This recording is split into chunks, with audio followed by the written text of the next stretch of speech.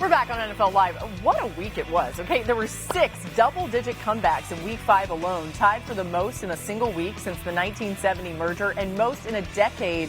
And for the whole season, we've now had 17 games decided with a go-ahead score in the final minute of regulation, also the most since the merger. The final comeback of Week 5 came on Monday Night Football. Let's take a look back. Obviously, things didn't start off great for us. Got in a 14-point hole early, and we just kept battling, kept fighting. Picked off! Devin Lloyd down the sideline. Pick 6! A minute 48 to go. Andy Reid's team down 3. Hunt in for the touchdown. I thought this was a great opportunity to show everybody what kind of team we are. First and goal with 30 seconds left. Lawrence goes down, has to get up. Breaks a tackle. Touchdown, Jacksonville. Jaguars win it. They'll be partying in Duval County tonight. When you see that, it's a reminder that the Chiefs were ahead. If Trevor Lawrence doesn't orchestrate an incredible drive there that had its highs and lows, they would win. Mina, are you concerned about the Chiefs' offense, though, after last night? The opposite. I feel as good about this offense as I have in quite some time, for a litany of reasons. But you guys, I like to use success rate because it accounts for down and distance. Last night, the Chiefs had their best offensive success rate in a single game since 2022. That's crazy, but I believe it. And they were explosive. You saw that. Obviously, they had three deep balls to Thornton. But it felt like they were moving the ball on Jacksonville at will. There's a bunch of things they did. We were talking about it. They were running the ball well. They were using more play action, which has been now the last 2 weeks. But to see them do that, and then remember that Rashee Rice is returning to this team in 2 weeks, which gives them such an important answer against zone coverage. This Chiefs team moving forward is going to be an offense-led team, and this offense is completely capable of being a top-5 unit again. Totally agree. They would have scored 35 on the road versus a 4-win team if not for the pick 6 with 13 penalties, okay? So I completely agree. So encouraged in the last 2 weeks by what they've done offensively. I think the reason why they're 2-3 is in part because this defense can't get off the field on third downs in the second half of losses. If you watch this defense in their 3 losses and compared to their wins, it's crazy.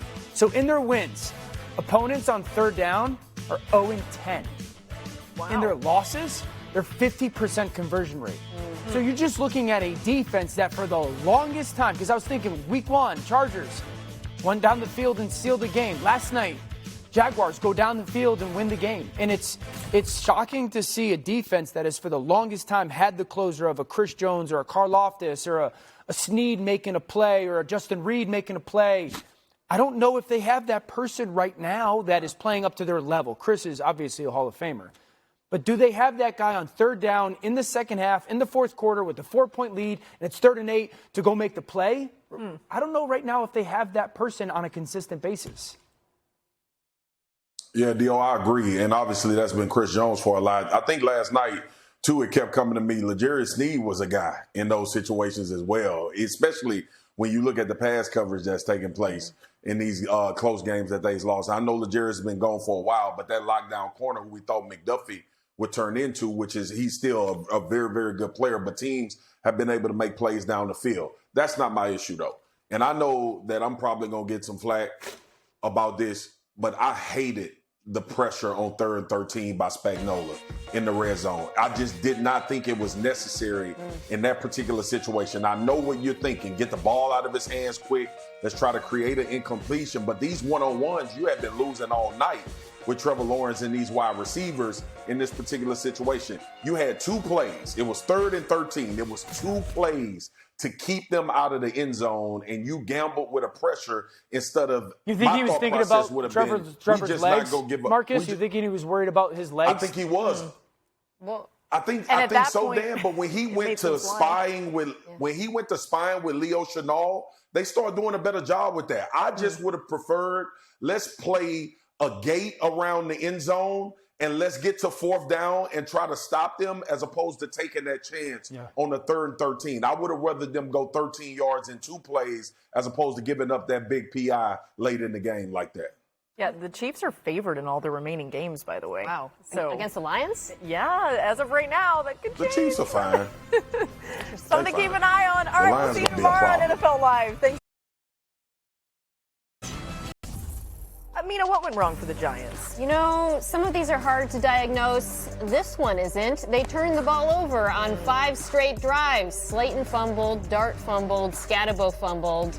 Dart threw an interception that was more of a punt, and then he threw another interception. They got to protect the football better. It was a team-wide issue for them.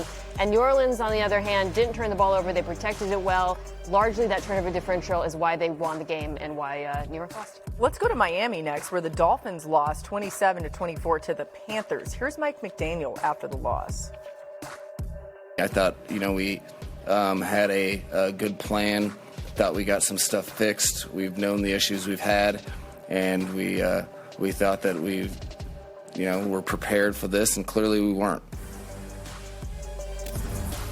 Dan, what went wrong for the Dolphins? Tackling.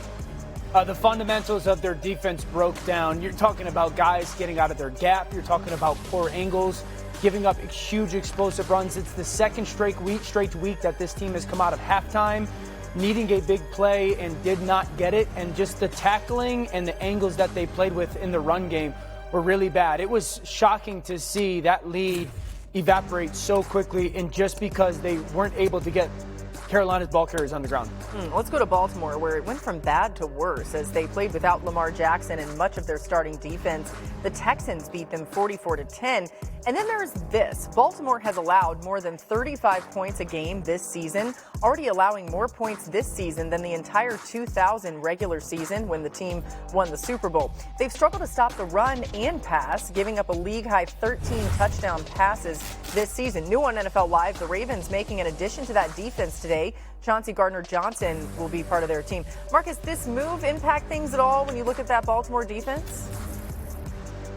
Boogie, it's so many issues. What it helps with is the injury. Obviously, Kyle Hamilton being out. You got Malachi Starks, who's a rookie on the back end. So Chauncey Gardner is going to bring some experience. He's a former Super Bowl champion and plays well. He's abrasive, and I think that's why he hasn't stuck with teams. But ultimately, the dude has made a tremendous amount of plays in this league, and hopefully he can bring his mentality on the field and it can reignite the Ravens in some kind of way. But more importantly, it's just so many guys down and missing, and a safety that has shown to play well was available in the Baltimore Ravens when it made the move. Yeah, that's interesting. Maybe.